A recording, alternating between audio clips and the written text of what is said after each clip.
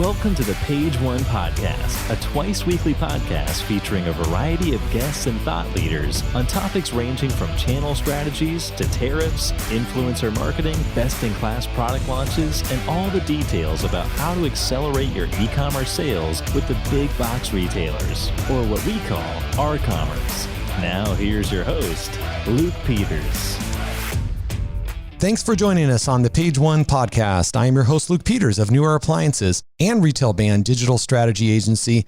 We're now in a coronavirus world, and I know it's on everyone's mind, so I'm going to adapt all of the interviews to ensure that you, the listeners, are getting the most out of this podcast.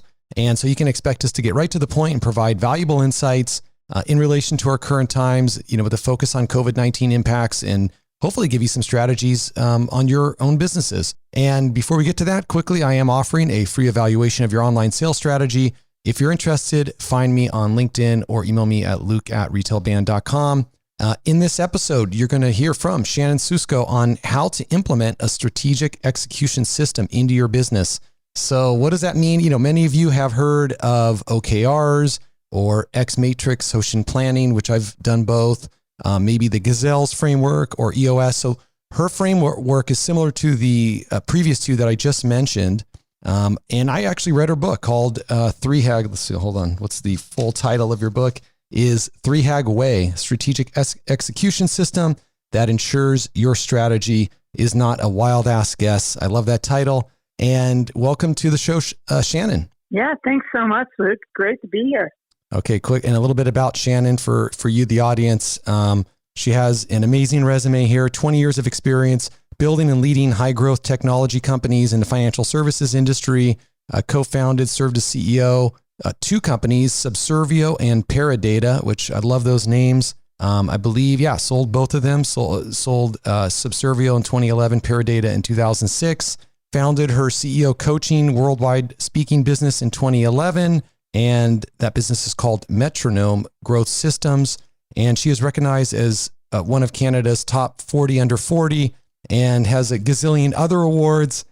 I know there's probably a few things I've left out of here, Shannon, but anything else that you want to add to your introduction? I think the only other thing is Metronome Growth Systems is the software platform that supports the system that we use. And MetronomeUnited.com is the where you can find all the 70 coaches and from around the world that all work within this framework and that are out there helping clients today, pretty much day in and day out these days. Great. So anyways, thrilled to interview Shannon, and she has two books, so the 3HAG Way and also the Metronome Effect. And I was at a conference called eTail West, which is in Palm Desert, a couple months ago before everything got shut down. Yep. And a buddy of mine recommended that I read this book. So I just listened to it on Audible on the way home and loved it. And so this audience, we have a lot of business owners, a lot of them in the home, houseware, and hardware categories. Yep. And, so this topic is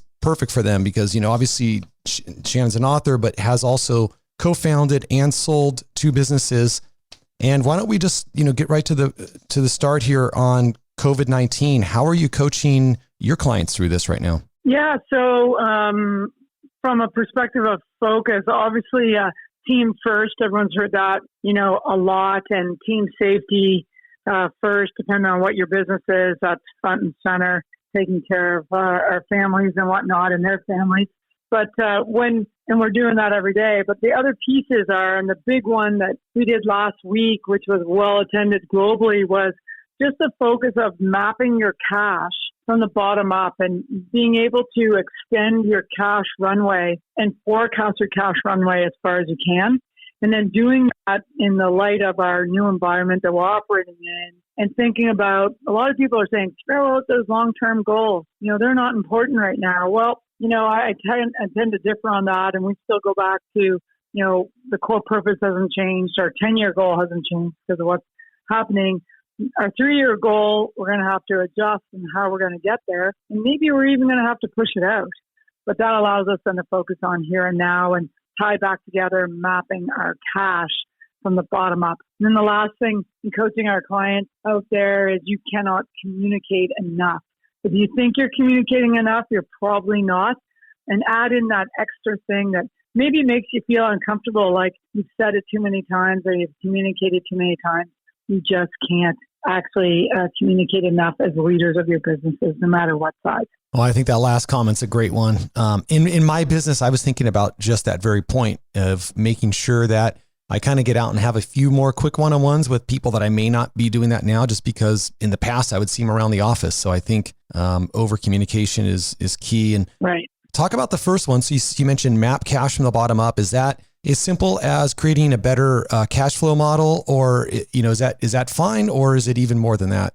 Well, interesting enough, in the first week after or so, this really sort of came into play for my North American clients. I found myself saying it a lot. Go to the bottom, and when I say go to the bottom, go to the very bottom. Understand how much cash you have in the bank.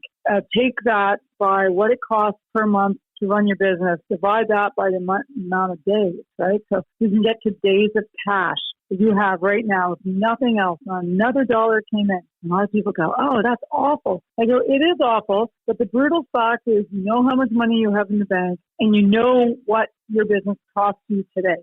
So let's just get to the bottom, right? And then from there, what we want to do, and most people don't do it this way. I do it this way, and we've always done it this way in my businesses because we've grown them up, right? Started with nothing, started with actually, little cash and no revenue. So we had to always figure this out. But at this time, it's a good thing to understand. It actually calms people down. Oh, look at the runway we have, right? We have this many days. And then it starts saying, what can we layer on top? What government programs, what other sources, lines of credit could we, are fact or not fact, right? Let's add that in. Let's add a few more days. Let's then go to our backlog that we have. If we deliver this, could be, our customers pay us. Let's prioritize that way. Add some more days, right? In our pipeline, let's prioritize them. Let's figure out, yes, these are all probable. What are still probable and who can pay and how fast could we deliver to the supply chain? What's the way again?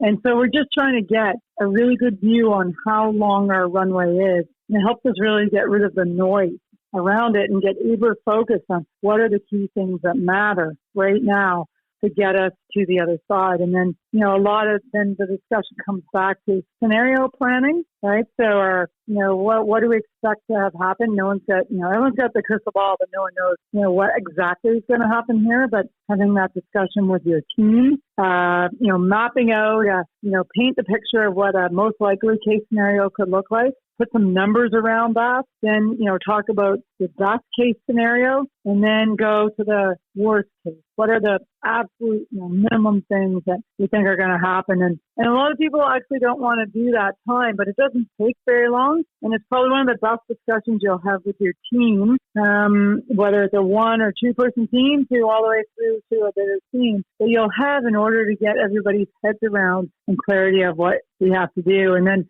for some other things, what comes out of that is how many team members do we need to deliver on that plan, what we can see going forward, as well as, who do we prioritize to pay? Who are we going to maybe not prioritize to pay? That sounds terrible, but slow it down. What are the absolute things we need to spend money on? And then understanding who can pay us in our payables and how can we shorten that, days to cash. And at the end of the day, it's forecasting. Your forecast is cash-based now. It's not an accounting forecast, and lots of organizations have a accounting rule-based forecast, and we want to make it cash-based. Like, we expect this cash in this week, and we're going to put cash out next week, and our bank balance is going to be, XYZ at the end of the week.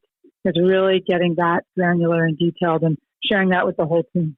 That's great. And I'll mention to you and also tell the listeners, that's one of the things that I really appreciate about your book, The 3 Hag Ways. You're very granular. And I like to think that way too. So setting up a marketing plan isn't enough. You got to go out and say, what customers are you going to touch? Yeah. At what time frame are you going to touch those customers? Yeah. And, what's your month by month rolling sales goals for 3 years and swim lane? So you guys will have to read the book to get all of this. But I really like the fact that you get granular. I think you're more granular than a lot of the other books that I've read. And what I took away here on the cash side was turn that into days. That's awesome. Because right now, we have a 13-week cash flow model. Yep. But I think a great KPI might say that, something that says, hey, you have, 75 days or 175 days, and just having that as a weekly KPI and seeing where it's moving and trending, I can see that being really powerful and kind of being more tangible, actually. So that's a great one. I like that. Yeah, and even in 3 Way, Luke, when we talk about that, getting detailed around that 36-month rolling forecast, that's a leadership forecast. It's cash-based. So this rolls right into that. And that's actually where it came from, going from days to weeks to months. So it's a good tie-in. Yeah, and it makes a lot of sense. And then to your point, pushing back payables. And one thing I would add to that is just, companies that are product-based and importing product is really look at, you're going to affect your cash flow more by looking at cost of goods and making sure that you're not building inventory at this time than probably anything else. I mean, that's going to be higher dollar value than even probably your expenses, unless you're a software company. So that's definitely another area for listeners to look. And so Shannon, with, obviously companies are cutting costs everywhere. They're even cutting advertising. Yep. The thing is, then they can lose sight of long-term planning. But they have to save themselves now. So it's a little bit of a paradox. How are you kind of coaching clients through that? Yeah. So that's, it's sort of the next step after we get sort of comfortable with what we just talked about is looking out and just checking in. Did our core purpose change what we're founded upon? No. Did our 10 plus year goal change? No. Did our 3-year? And I said, possibly it could have. Most haven't. Most either it's the same, but we're going to get there differently, or it's the same, but we're going to push it out. Maybe they're, it's 2.5 years away, or, depending on where they are in their fiscal years. And I think the big thing, I've heard myself saying, and I captured it quite a few times, I kept writing it down, is the number one thing based upon the new environment we're working within. There's 2 great tools that we talk about that, we sort of made up in putting this whole growth system in place in the 3 Way. One is our key process flow map, is how we make money, and it's our internal analysis of how we make money. And then externally, we have this market map, and we always recommend everybody create a market map. It's everyone who plays in your arena, right? Whether you interact with them or not, they're in your arena, they're moving around you. And right now, if you have one of those, right, great, please update it. Like, this is the time to update it. I'm sure most people have.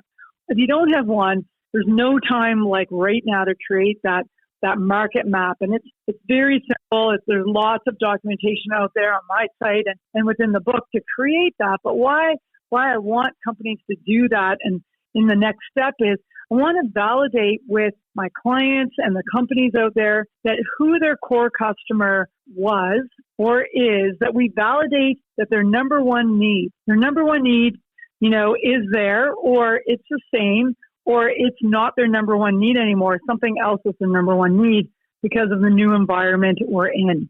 And if we can understand the need of our customer, it makes it much easier to position what we do, how we do it. We might reframe it, rephrase it, understand that, what we do now actually serves that. Some people are pivoting towards something like that. But it allows us to actually get in there and, get our messaging correct for the time we're in to serve we want to serve our customers, to serve those needs. And I would say, I was chatting with an organization this morning, and they, one of the best things they're doing right now is they're just calling all their customers, right? Previous, now, past, post, ones in the pipeline. And they're doing nothing more than checking to see if they're okay. And, part of it is, that is the number one goal. But the number 2 goal is just understanding what they need right now. And can the organization that they are help serve that need, right? And it's such a simple thing to do. And it's, you're going to do good by reaching out to your customers, but you're also going to hear what they're going through and what we can do to help, right, with that number one need. Yeah, and that makes sense. And, talking to customers is usually the most important thing to do for most, or one of the most important things, at least as a sales activity. And, but that's a good, the differentiation there, as you said, calling, because a lot of times there's a lot of email going on, which is a lot easier to push a button. Yeah. And getting on the phone and speaking, especially if you don't, if you've only got, say, 10 key customers, that makes a lot of sense. And look, I was just going to say one more thing on that, is that the big thing about calling is great because it's live, but the other thing is prioritizing who you're calling, right? It's that 80-20 rule. And so you're not going to call them all. You probably just can't, but you got to call your top one. Absolutely. Right? It's obvious, but it's just, there's a lot going on right now. So I'm leaving nothing to be in the assumed category. Yeah. And I've got some friends that run more. So my business for New Air, we're a mix, like we do a lot of direct to consumer, but then a lot of working with large brands, but right. Or large retailers. So it's, you have a handful that are really, really, really important. They're all important. But I think on the direct to consumer, something that, some of the listeners can think about is I've got friends that are running webinars. They're even doing things like, it could be health related webinars because their products have a health slant to it.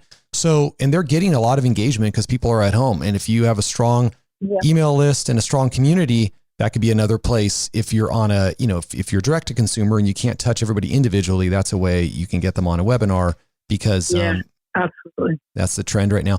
So Shannon, there's right now a lot of companies are struggling. Some of them, especially when they're brick and mortar focused, are really struggling. And an obvious trend is online. Is there anything else that you've seen has been helping your clients be successful in this time? Well, I think the last thing is, this is an obvious one, but I'm going to say it anyway, is thinking out of the box. And so, I was on with a client yesterday and they're predominantly, face-to-face physical delivery of hard goods, technical goods to their customers that are located around the world. So that's pretty much shut down, and it's going to be shut down for a while. So, what the goal was is we talked about, why and what the outcomes were in delivering the way they have been delivering. And we're sort of reimagining how can we create the same experience. And this isn't a one and done. This isn't overnight. Like, we'll just do it virtually. This is quite a, whole step by step. How are we going to, not only deliver, but then train on something very complicated, machine that's very complicated and still get the same outcome. I mean, that's what we're trying for. The one thing I can say for anyone listening in is we have to reimagine. We still want the same outcome in our businesses. We might get even a better outcome, but we have to sort of reimagine the how. And a lot of people right now have to get a handle. That's why I talked about mapping your cash in the beginning. To map your cash in the beginning, to actually create some urgency around what is our runway to do so we can take some time and reimagine how we're going to do it. In some cases, businesses absolutely, cannot deliver what they do virtually in any way, shape, or form. And so what are we, I've had people could be listening and going, what are we going to do? We can't do that. Well, I've had people get really creative and starting to think about other things they can do, whether it's $4 for a profit, like, they're actually going to charge for it or not. And I think that's the time that, this is the time we have to do that. And we have to, get really clear on why we have been successful, what the outcome we expect, and can we recreate it another way with everything on the table, no ideas too small or big. And then if the answer, I've done a session like this and the answer at the end of it was, what? We couldn't figure out another way. Like, honestly, we couldn't. We went through the process. We took a step back and we said, well, what? And then at the end of it was, what else could we do? And we had a brainstorm around that. Right. And, we got to realize that everybody's in a different state of cash in the bank. And that's why I continuously go back to what is your cash runway that you can actually last, evolve, pivot to, have time to do, or invest in to get to the other side of this. And I in the beginning, I kept saying threading the needle, Luke. And now I say, you got to see your way through the tunnel. You see your way through the tunnel. And we have to actually reimagine how we do business or find a way through with the cash we have and what do we have to do for our team and our business and our families. Super helpful. And the key thing there is, you said urgency, and the problem is a lot of people are filled with fear and they don't actually do things. So urgency is and we have to get that through our whole team. But, and I know everybody knows this, but I just want to repeat is that every AP can be pushed out, and it's not being a bad business person, but no, you got to work on that. And it takes phone calls. And I think sometimes people are too, I don't know what the right word is, but I found people I'm working with have been very honest and open about that conversation. Yep. And everybody understands what's going on now. So you just got to get on the phone and, back to what Shannon was saying on days of cash, you can increase and change your days of cash there. Yeah. But that's a great message. It's a great message. So why don't we just, dive into more about your your topics here and your experience in your books. And I actually want to start with this question, which is, a lot of folks know, they understand a business planning system. Most do, I think, and but maybe not in detail, and others do in detail. How does 3HAG in your mind differ, to commonly used frameworks? Yeah. So we grew up, I always say that we grew up a business with a team, and, everything we've wrote about, talked about, continue to work with companies are all from experience that we've had trying to find our way through this. And when I say through this is growing up a company. And we wanted to make it, do it with ease. We wanted to do it with speed, and we wanted to do it with confidence and feel good about it. And not only reach the goals we set out in business, but we wanted to, have a life too. And a lot of people go, oh, that's a fallacy. That can't happen. Well, what we were looking for was a repeatable system. And so the 3HAG, 3-year highly achievable goal, that's what it stands for, is the ultimate glue, right? It's the ultimate glue. And I heard myself saying this when I was coaching others. And honestly, my first book, The Metronome Effect, I didn't even write about the 3HAG. I just thought everybody did this, and I was the one last to the party, and I didn't do this, and, why didn't I do this? But what I learned in coaching is that I don't think I really ran into anybody doing it. And coaches started asking for the framework, so I just gave it to them. And as they were having the same success we had, which was, being able to grow our company up with, I think of, ourselves first, being balanced, doing this with some fun and some ease and confidence in our strategy, and realizing that as well on the sales of those companies. That's a nice story, but nobody wants to hear about that. Everyone wants to go, Shannon, I'm like in the fire. I'm in the war right now. How do I get out of this? And so the 3HAG was a way to actually just step out and put out in front of everyone, here's the glue. And the way this comes down is everybody can execute. And there's lots of great execution systems out there. And if you're using EOS or scaling up execution system or great game or EXO or whatever you're doing, so you've been executing your business for a while. So let's keep that going. The things we could tweak it, absolutely. Of course we can. But the thing that always came back that I learned as I was coaching others, and other coaches kept going, well, I'm having a really hard time lining that up. The most valuable position we could get into. And that's what our strategy enables us to do. And we learned strategy in business school, and I read about strategy, but it's still this really abstract thing. And so what we wanted to do was give back to everybody is this step by step. How do you, as a, high growth, busy, let's just say you don't even have to be high growth, busy business owner, leader, how am I going to do that too? And so we wanted to give an easy step by step. Here's what you got to do, and it's good for your business anyway.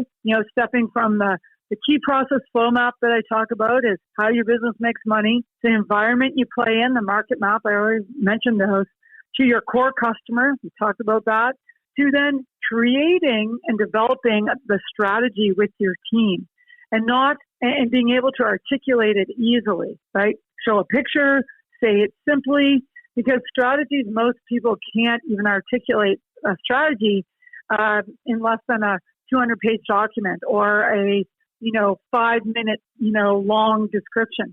We need to make it clear and simple. Take something very complex that usually the leaders see, but they're not quite seeing all the same things, but we want to get them all seeing the same thing. And this is a step-by-step process. And so it's been like sort of grabbed hold of by, coaches around the world and anyone who knows the execution system and growing their business, because I wanted to ensure, and we wanted to ensure as we grew this up, that here are the best thought leaders out there on strategy. Here's your glue. Here's your sort of and it's insurance, right? If we can see where the white space in the market is, and we see who's going to buy from us at a profit, like who doesn't want that? But those are all nice things said at a high level. But how do we actually, build something up to that? And this was a way to build your strategy from the bottom up and then align it to your execution, align it. And so that those two things go together, looking out to our 10-year goals, our 3-year goals, our 1-year goals, and then our 90-day. And you know what, Luke, the key thing of how we ended up here is in my first business, we struggled. we kept putting out this 5-year, we had our 10-year goal, 10-30-year, our Jim Collins big, hairy, audacious goal. And then we kept putting out this 5-year goal. And now I call it the 5-year super wild ass guess. Because it might as well have been 10 years away. We had no idea how to get there. But once we clued in and we said, if we bring this goal closer to us, it will create urgency. It will create focus. It will get the whole team built towards it. It will align ourselves up so we'll execute. And so it's not doing it all at once. It's not a one and done. I've got the 3 hacks. We're done. It's a step-by-step process that ebbs and flows with what's happening externally and what's happening internally. So everyone out there who has a 3-year highly achievable goal today is looking at it, and you heard me say it earlier, adjusting a bit. Maybe how they thought they were going to drive towards it. They're going to take a few other turns first. They're going to find another way, but they're still going to get there, right? And it's a ways out, but they're still going to get there. Yeah, and it's a very readable book. And I know we got a bunch of bookworms out there, and I love reading books. One thing I found is it is extremely detailed. You're very detail oriented, which I love because it becomes step by step, but also it's not easy. Just like anything in life, anything good's not going to be easy. I wanted to ask you, I mean, you have a bunch of different, the chapters kind of go through the different segments of the book, and you talk about like the core customer and the differentiating actions and the swim lanes and all that. I thought the marketing part would be a hard exercise for most companies because you had to really, there's probably going to be a lot of market research if that companies may not already be doing. And then you really have to understand, what you're positioning and, who you're going after and who the competition is, because you go into detail about all of that stuff, and then positioning the company so that you have a really unique proposition. And I'm just curious from your point of view, what ends up being just on the planning side. So, you have different, you can break it down into different segments, I guess, of following the whole 3-hag way strategy. What ends up being the most challenging for most clients? Yeah, so that's an excellent question. The most challenging thing that we run into it all the time. Sometimes I stop the session if I'm working with a client and say, we need to go do this. And what that is we as leaders in our business need to be experts in our market. And what I have found, right or wrong, is that lots of companies think they're experts in their market until they get to step 4 in the 3-hag way, which is, looking at and coming up with, the attributes of the market, picking out the competitors. Everybody can do that, but then rating their competitors and how good they serve certain characteristics of the market or certain attributes. This isn't product. This is like company, right? And knowing your competitors. And I hear lots of people say to me, Shannon, I don't need to know my competitors. They're nowhere in my rear view mirror, everything. But I was like that too. And I do believe that. I'm not going to compete head to head. We don't, competing in a marketplace is not competing on the same dimension with another company. Competing in a marketplace is we're competing to be unique. We're competing to get onto our own dimension. And so if we're going to be on our own dimension and our white space, we have to know where everybody else is. We need to validate the white space. And so a lot of companies don't know enough about the others playing in their marketplace, particularly their competitors, all the way through, everything about their competitors. And what I've also found is, so that will stall out that part. And if we do stall out there, what we do is we say, okay, we've got 5 competitors.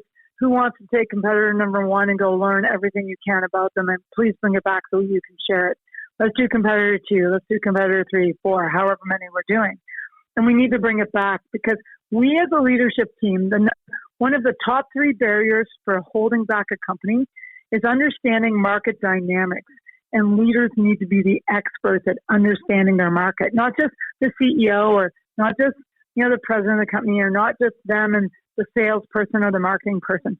This is everybody on the leadership team. It doesn't matter what size your leadership team is. There's only 2 of you. You got to be the experts, and there's 10 of you. I find that's where you definitely find less people know as much about the market as, say, a 2-person team.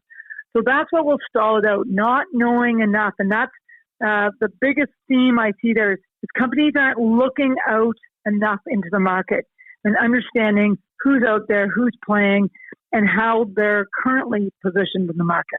Well, and so walk us through that a little bit in more detail, say with one competitor. Does that mean that you need to know, say, their positioning, what they're maybe a little bit about their marketing, a marketing strategy, who they sell to? Are those the key areas, or did I maybe leave out a big one there? Yeah, so it's I like to go deep, and you said I'm detailed oriented.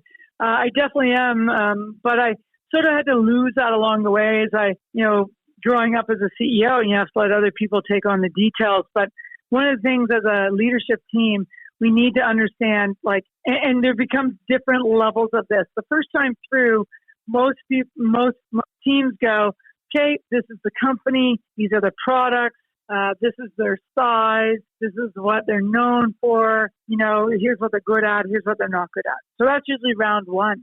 But we're not going to just do this one round, right? We're going to keep coming back and get to know them more and more.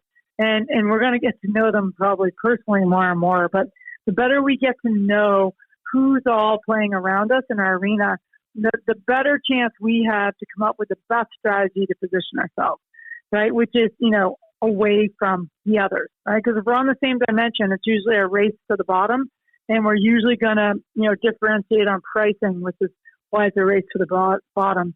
And we do want to get, round one, get as much as you need to do to get a picture of who's in your arena and who's playing all around you and who they're serving. Then you're going to come back to this. Like, I have teams that have done this.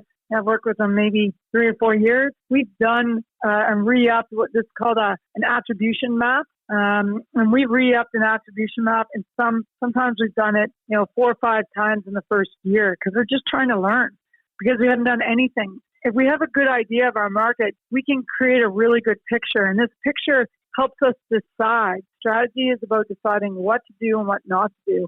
And it really helps us decide with confidence what we should be doing, to actually move the company forward and into a more valuable position. So we're not, competing head to head with any competitor, because we usually know them well, but we know their products well. So it is at a detailed level. And it's one of these things where I said you can't over communicate. Well, you can't know enough about the marketplace you're playing in. Well, I love that. So our goal, it's funny because it's a long book, but I have audio book for the, biography Titan on John D. Rockefeller. And his whole thing was never to have to compete. He would he would put people out of business. Yeah. He never wanted to compete. And he spoke about that openly. No, that's right. It's so funny. And Michael Porter, Luke. Yep. Michael Porter is what got my attention on this back in the day of my first company was, his thing was, what do you think about competition? Are you competing to be the best? Well, in sports and in school and everything we learned, we are ingrained to compete to be the best. But actually, when we create a valuable company, we are competing to be unique.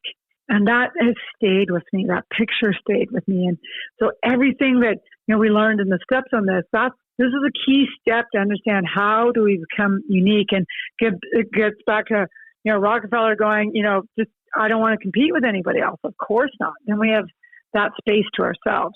Well, I love that. Compete to be unique. That's such a easy way to explain it, and a challenging way. But you actually talk about that later on in competing or creating that. I think you describe it differently, but it's a guarantee. You call it like an irresistible guarantee, I think, which is spot on. Brand promise of guarantee. Yeah. Which is, the key to knowing that we are in the white space. We do have a strong strategy, and people seek us out because of that. Okay. And now, Shannon, what I want to ask you about here is this is a people question, because this can be a difficult one. Companies are hiring in, executives and experts from other companies, and they may have a great resume and have found success doing things their way. And, generally when people have been through a couple of companies, they can be a little more set in their ways, let's say, because they've had success in those ways, and that's what they're comfortable with. But then in your methods, they are very granular down to the detail, which again, I love. But have you ever found any resistance, or have the teams you've coached ever found resistance, say in their leadership, because maybe their leadership sees this as micromanaging instead of just, what it really is creating a very clear plan. Right. So the answer is yes, absolutely. One of the phrases that we're known for, and there's a reason why we say it, but it may not be as obvious to everyone, is we always say you've got to commit to growth, right? You need to commit. And even if you're going to put in a whole growth system like this, the three legs of glue that holds the whole growth system together, we've got to commit. And it starts with, the leader of the organization, the CEO, the owner, the founder, who's ever driving, right? They commit. And once that person commits, right, they need their leaders, they need at least half of their leaders to say, yeah, this is a good idea too. And there are others that will not commit to it. And, this will sound harsh, but it's direct. Those leaders are usually not at the next meeting. If the CEO and leader has committed to this, those leaders, and they don't commit, they're not buying in, they're not going to play along with this, they are usually not going to be a part of that. And they will, find an environment in another organization that, suits culturally what they want to do and where they want to go. And I'm saying that because when we get in to commit to a growth system, right, there's different levels. But yeah, there are some very key steps on this. And the cool thing is we have the data, not only from my own experience, my company that I coach experience, but now other coaches, right, coaching around the world, those companies are getting the same results as we're getting. So it's a matter of how much and how bad does the leadership team want to reach their goals, and will they commit? Most say, yes, I want that. But it's the teams who commit are the ones, and those leaders are the ones that remain and drive this through and work together. And it's not perfect. It's not, it's a system, right? It's a framework. So you can morph it into what you need. But if everybody doesn't commit, it's not going to work, number one. Number two, if some leaders don't commit to it, they usually don't remain on the team. Yeah, and thanks for being so open and clear about that. But that's how, teams got to all be in sync and kind of all, moving the same direction. And I definitely could see that happening, but then I could see the people that buy into it and it creating a really amazing culture as well. So that's probably the result. And yeah. So getting onto that, just wanted to finish up with this is talk about the results. Would love to hear what type of results you're seeing or any examples you're able to give. Yeah. So if I think of when I set out in my first company to, knock it out of the park, and it's like, this is like 95, 96, right? So, and it's on the edge of the, .com bubble, right? And so, we could imagine a home run, and we're in the ball for a home run. And we get 4 years in and we're nowhere near to the home run we wanted to. And we're pretty desperate for success, made every mistake and more math. Oh my gosh, so many. We were just desperate for the win, and this is what led us down this path. And so the better we got at the system, the better our results are. And we've seen on average now companies and leaders, teams that commit to the system, commit to their goals. Not only are they achieving them, if we think of a 3-HAG, we're seeing them on average get there at least a year and a half before. So a year, and that's 3-year goal, right? They're getting there in a year and a half to what they write down to 2 years. They're also the ones that are most active, right? They're living this every day. It's now part of what they do. We're seeing in 3 years' time, they've tripled their top line. And some people go, big deal. But the big deal is why I go back to cash. They've doubled their cash flow, right? Cash is king. Map it out, preserve cash, right? And grow the company with, your cash war chest so we can weather any storm that comes at us. And so those are the consistent results we're seeing. Not only did we see in my organizations, one was on that line and one was far beyond, right? We overachieved that. And I didn't even know that was a thing until I started seeing those results in my own companies that I was coaching. I was thinking, is that because I'm coaching them? And, people started grabbing the framework, and now we have 70 coaches around the world who work the framework, but they're getting the same results. That was a validation, right? They're getting the same results. And so I always say, if you have a goal and you want to commit to it, the framework, that's number one. It will help. No doubt. We'll give you, and we're prescriptive on purpose, Luke, because I was so frustrated with the business books that were out there. There were really nice, fluffy stuff, but I wanted to know, how the hell do I do that? So that's why we wrote our books that way. The second thing is that the Metronome Growth Systems is a software platform to create a playing field that drives the behavior, the accountable behavior we need, which is seeing one another play together and what we committed to and keeping ourselves aligned and communicating and all those things. So that's why that platform. And that was selfishly for me as a coach to save me time, working with clients and to save my clients time. But it's grown into hundreds of coaches around the world, thousands of coaches around the world, and tens of thousands of users. So that's been just a nice, thing that's happening. And then the third thing that really, and this will sound self-serving, but it's not. I can't take on another client if I tried. I just not, even saying this. I grew up with a coach. I had a coach in every one of my businesses.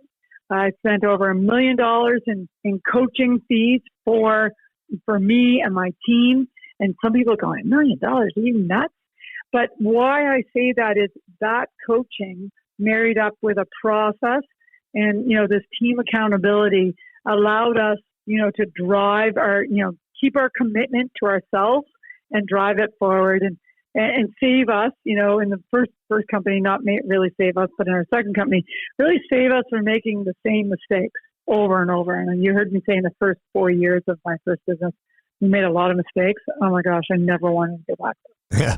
Well, I think that goes for everybody when they start the business, but wow, that's amazing that you've had, we've all hopefully had coaches from one level to another, but you've been very committed. It sounds like all the way through and really investing in coaching and, wow, that's cool. Now you're a coach now. So you've moved on. That's my give back. That's my retirement. Yeah. Right. I always joke, I'm retired, right? And everyone goes, ha, you're not retired. And I said, well, I'm reprired. And my retirement is, I just don't want anyone to have to go through what I went through to build up a company. Everyone thinks it's just a part of building a company. It's not.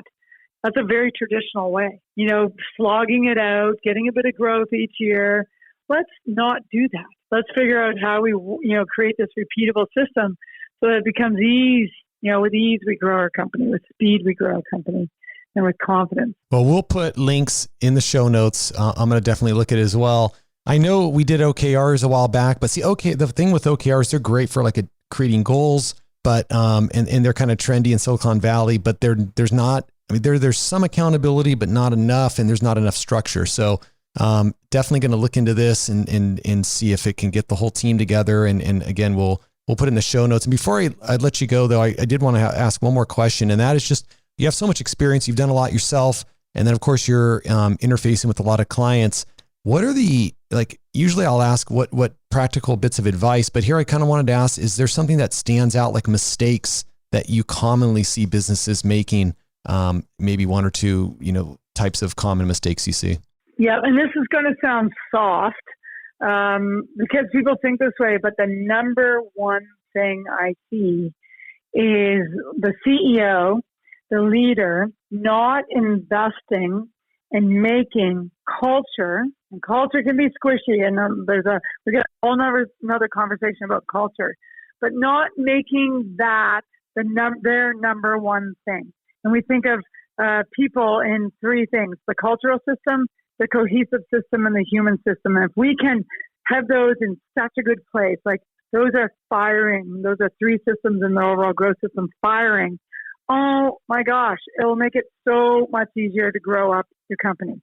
And unfortunately, we don't learn enough about that. We think HR is responsible for that. And nope, you talk to any CEO who's got a really strong organization that can make it through thick, thin, and times like this. It's all about your culture. Great advice. And it's needed now. And that's good. That's a good reminder for me and all the other business owners listening. Even if we're not cheerleaders, we got to find a way to really invest in culture. Yeah. So great tip. And kind of back to the beginning when you're talking about communication. So we got to over communicate. Yeah. Very good advice. Yeah. Well, listen, it's been a pleasure having you on, Shannon. I learned a lot, took a ton of notes, and I hope the listeners got a lot out of this. And before I let you go, how can listeners contact you, learn about your coaching, LinkedIn, or you want to give your website, or what's the best way for them to find you? Yeah, I think the best way to find us is metronomeunited.com. It's got any kind of resources you need, ways to find out more about what we do. And it's got great resources, so lots of learning, webinars, things we did. The Map Your Cash right now is like a big ugly link on the homepage, because I just said, put it up there. I want people to go and learn as much as they can about how to refocus on cash. So metronomeunited.com. Great. So hope everybody goes and checks it out. And again, I just want to thank everybody for listening to this episode of the Page One podcast, sponsored by Retail Band. Hope you enjoyed the interview today. Really, really appreciate your reviews on iTunes. Stay safe, and hope you guys join next time. Thank you. Thanks for listening to the Page One podcast with Luke Peters. If you like our show and want to know more, check out our other segments. Also, please help us out by leaving us a rating on iTunes. Want to learn more about our commerce? Check out www.retailband.com to get more great tips and tricks on how to accelerate your e-commerce sales with the big box retailers.